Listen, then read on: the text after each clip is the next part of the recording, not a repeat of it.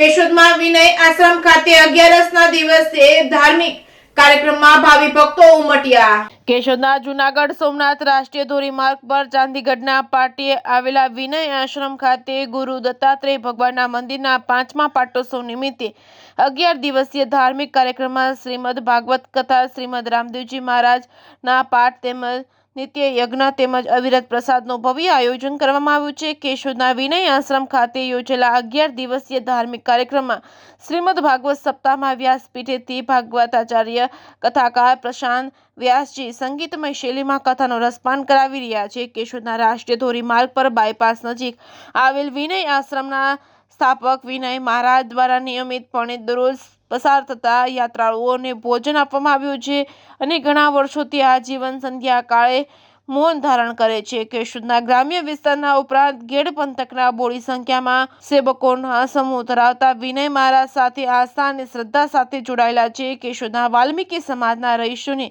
સમૂહ પ્રસાદી, સમસ્ત આત્રોલી ગામ સમૂહ પ્રસાદી સહિત આમંત્રિત મહેમાનો શ્રોતાઓ માટે ભોજન પ્રસાદની વ્યવસ્થા કરવામાં આવી છે। દરરોજ રાત્રિના સાંસ્કૃતિક ધાર્મિક કાર્યક્રમ ઉપરાંત સંતવાણીનું આયોજન કરવામાં આવે છે। કેશોદ સમસ્ત બ્રહ્મ સમાજના પ્રમુખ રાજુભાઈ પંડ્યા સહિત હોદ્દેદારો દ્વારા વ્યાસપીઠે બિરાજમાન કથાકાર પ્રશાંત વ્યાસજીનો સાફો પહેરાવી શાલ ઓઢાડી સન્માન કરવામાં આવ્યું હતું। Reporting by Raju Pandya, Keshod.